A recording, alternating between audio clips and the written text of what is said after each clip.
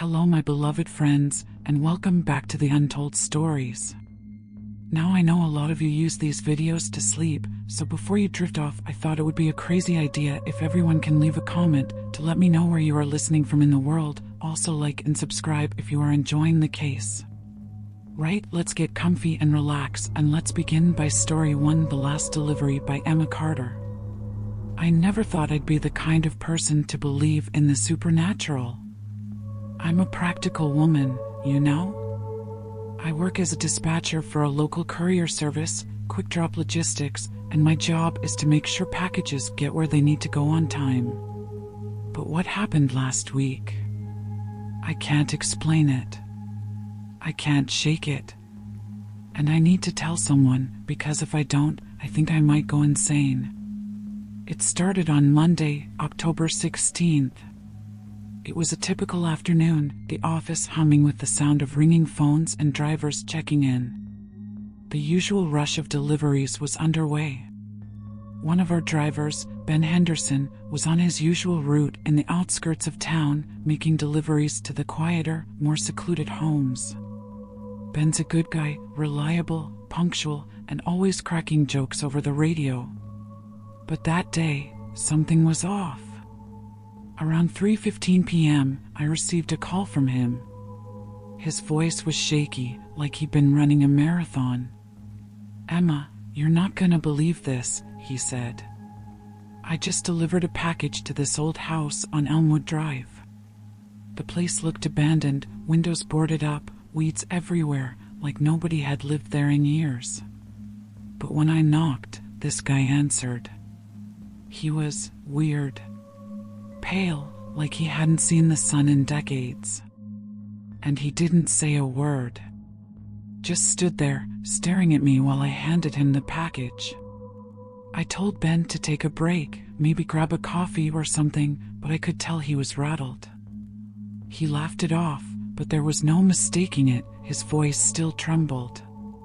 I didn't think much of it at the time. Weird customers are part of the job, right?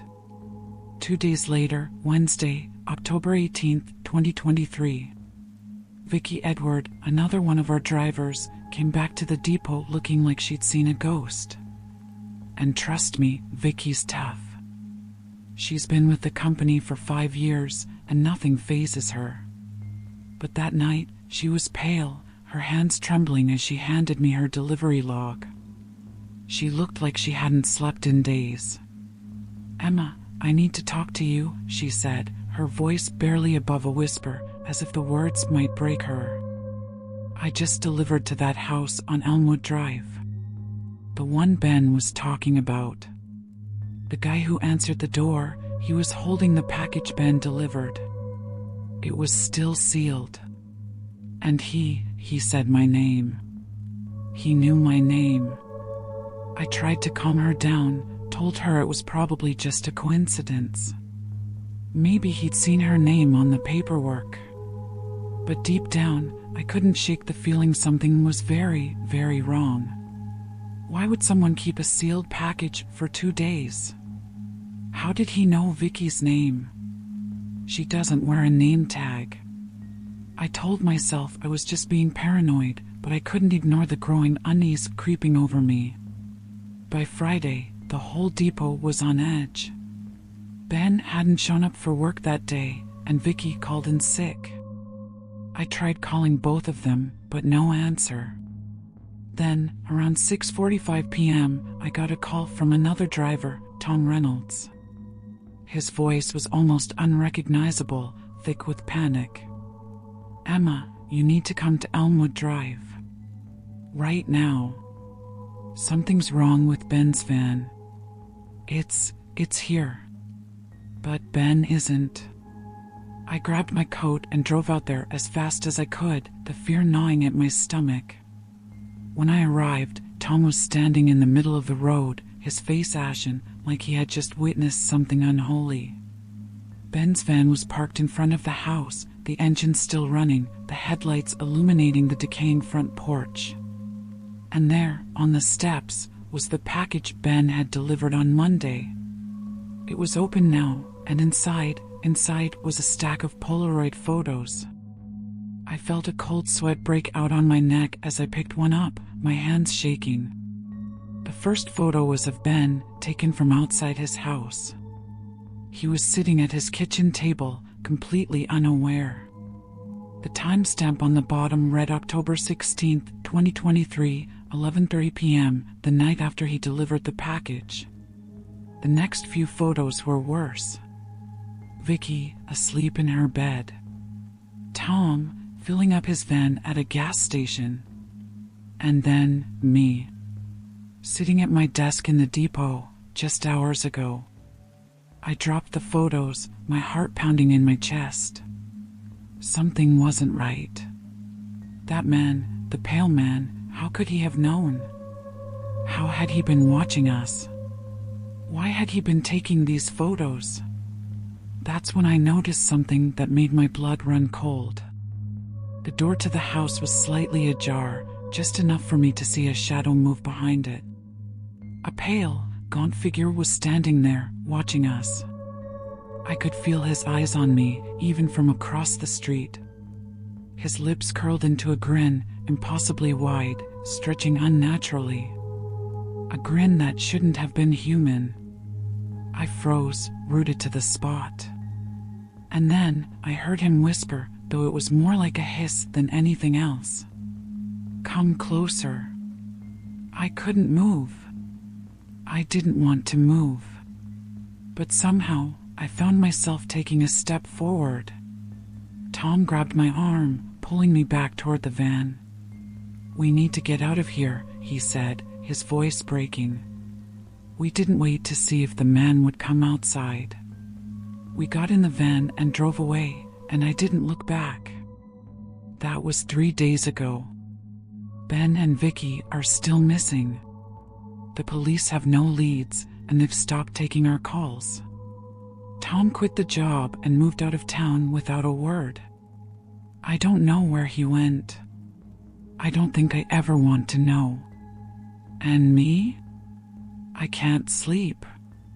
I can't eat. I'm a shell of the woman I was.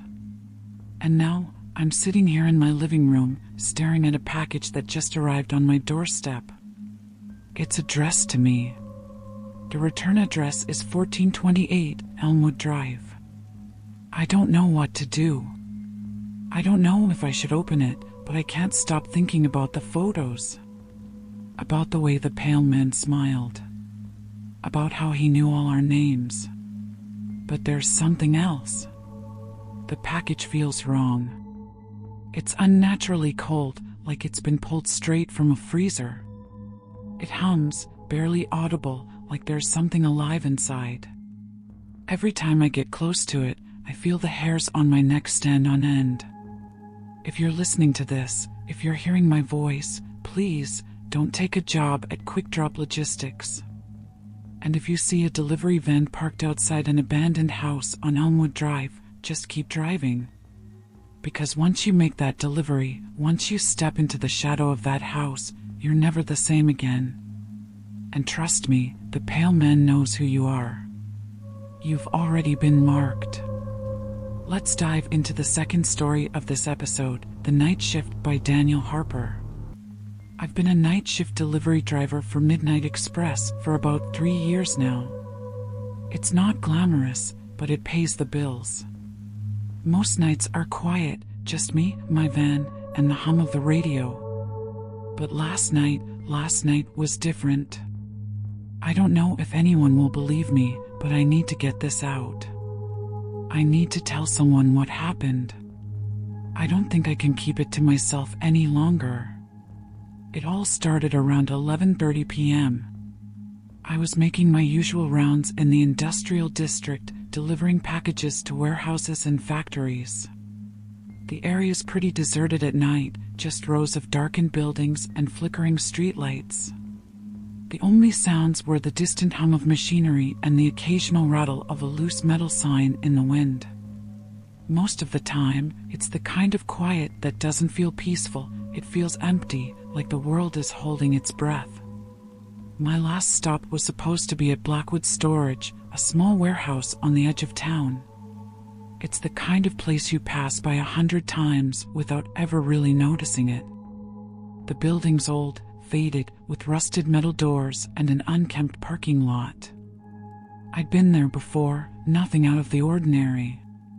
Just a quick drop-off and I'd be back on the road.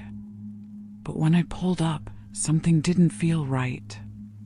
The warehouse was dark, no lights on inside or out. The security gate, which is always locked after hours, was wide open. The kind of thing that makes your gut tighten. I called the dispatcher, Lisa, to double-check the address. "Yeah, that's the right place," she said, her voice crackling slightly over the radio. "The client requested a late-night delivery. Just leave the package by the door if no one's there." I grabbed the package, a small, unmarked box, and got out of the van. The air was thick, heavy with an unnerving stillness. I approached the door, which was slightly ajar, and as I did, I heard something. It was faint, like whispers, low, unintelligible murmurs that seemed to come from every direction at once. My breath caught in my throat, but I convinced myself it was just the wind, or maybe the sound of pipes settling. I knocked on the door, but no one answered. So, I pushed the door open. The warehouse was silent inside, except for the soft sound of my footsteps on the concrete floor. Rows of metal shelves stretched into the darkness, stacked with boxes and forgotten debris. The whispering grew louder, but still I couldn't pinpoint where it was coming from. It wasn't coming from any one place. It was like the walls themselves were breathing, murmuring in a language I couldn't understand. I set the package down on a shelf, trying to shake off the growing sense of unease that was crawling up my spine. My mind kept telling me to leave, to get out of there, but I turned to walk out of the warehouse instead. That's when I saw it. In the far corner of the warehouse, there was a figure. At first, I thought it was a mannequin or a piece of warehouse equipment, but as I got closer, I realized it was a person. A woman. She was standing perfectly still, her back to me. She was wearing a white dress, so white it seemed to glow faintly in the dim light. Her hair was long, tangled, and wild, cascading down her back in messy waves. She was barefoot, standing in a pool of something dark on the floor. I called out to her, my voice echoing in the empty space. "Hello? Is everything okay?" My voice felt small, swallowed by the warehouse. She didn't respond. Didn't move. I took a step closer, and that's when I saw it, the blood. It was pooling around her feet, spreading slowly, as if it had been there for hours, or maybe even days. My stomach turned, my heartbeat accelerating. I backed away, my legs shaking beneath me. I turned to leave, but before I could reach the door, it slammed shut behind me. Hard. The sound was deafening, the heavy metal echoing through the warehouse. The whispering stopped. The silence was suffocating. I spun around, but the woman was gone. The blood was gone. It was as if they had never existed. But something else had changed. The package I had set on the shelf was no longer there. I looked down and found it on the floor, the tape torn open. Inside was a single Polaroid photo, face down. My hands trembled as I picked it up. The photo was of me, taken from behind as I stood in the warehouse, the dim light catching my jacket and the reflection of the shelves around me. The timestamp on the bottom read November 5th, 2023, 11:45 p.m. I felt the world spin around me. The timestamp, it was from the future. Just a few hours from now. But how? Who was watching me? I could feel my heart in my throat. Panic surged through me. The air seemed to grow thicker, heavier. I bolted for the door, but it didn't budge. I tried again, my fingers slipping on the handle, but the door wouldn't open. I screamed for help, but but my voice felt like it was swallowed by the walls. Finally, with all my strength, I pushed the door open and stumbled outside. The cold night air hit me like a slap, but I didn't stop. I ran to my van, jumped in, and drove straight to the depot, my hands shaking uncontrollably. The whole time, I couldn't shake the feeling that someone, or something, was following me. Watching me. When I arrived at the depot, something was even more wrong. The office was dark. Lisa's desk was empty. The phone was off the hook, and the lights were out. I checked the clock. It was just after 2 a.m. But the office had been locked when I left for my deliveries, and Lisa was supposed to be here. I tried calling her, but her phone went straight to voicemail. I left a message, but it was like no one was there. Now, I'm sitting in my van, parked outside the depot, trying to calm myself. I don't know what to think, what to do. I can't stop thinking about the woman, the blood, the photo. The timestamp from the future. I don't know if I'm losing my mind or if something truly terrifying is happening. All I know is this: I'm not going back to Blackwood Storage. I'm not making another delivery tonight. And if you're listening to this, if you're hearing my voice, stay away from Blackwood Storage.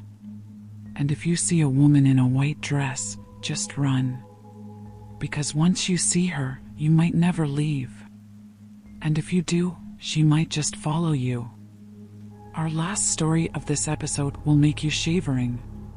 We named it The Silent Recipient by Marcus Reed. I've been a delivery driver for Urban Rush Couriers for about 2 years now. It's a decent gig. Most of the time, it's just me, my bike, and the city streets. But last night was something else entirely. I don't know how to explain it, but I need to tell someone. I need to get this off my chest before it drives me mad. It was around 8 p.m. when I got the request. A last-minute delivery to an address in the old part of town, a place called Hollow Creek Apartments. I'd never heard of it, but the pay was good, so I took it. The package was small, about the size of a shoebox, wrapped in brown paper and tied with twine. No return address, just a note that said, "Handle with care." No big deal, right? Just another delivery, just another night. But the ride to Hollow Creek was eerie. The streets were unnervingly empty, like the city had just shut down. The streetlights flickered, buzzing and dimming as I passed underneath, like they were struggling to stay on. The usual noise of traffic, the distant chatter of pedestrians, it was all gone, replaced by a quiet so thick it made my skin crawl. My mind started playing tricks on me. I kept glancing over my shoulder, half expecting someone or something to be following me. When I finally arrived, the building looked wrong. Hollow Creek Apartments. The name itself was enough to give me chills. The place was old, decrepit. It didn't belong in the modern part of town. It felt like it had been forgotten by time itself. The building sagged in places, like it was slowly sinking into the earth. The windows were dark, and the front door was slightly ajar, as if the building itself was holding its breath, waiting for me to enter. I parked my bike and walked up to the entrance, the package tucked under my arm. The air was thick with the smell of damp wood and something else, something metallic, like old blood. I pushed the door open. The hinges creaked loudly, the sound echoing through the empty hall. My stomach flipped. The lobby was dimly lit, a single overhead light buzzing weakly. The floor was covered in cracked tiles, some broken, others chipped, and a layer of dust coated everything. The smell of mildew was overwhelming. There was no one around. No footsteps, no sounds except for the faint hum of a flickering fluorescent light above. I checked the address again, apartment 13. Of course. It had to be 13. I took the stairs to the second floor, each step creaking loudly beneath my feet. The hallway stretched out before me, narrow and claustrophobic. The wallpaper was peeling off the walls, exposing the rotting plaster underneath.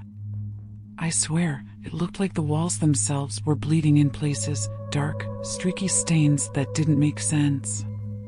As I reached the end of the hall, the door to apartment 13 was slightly open, as if someone had been waiting for me.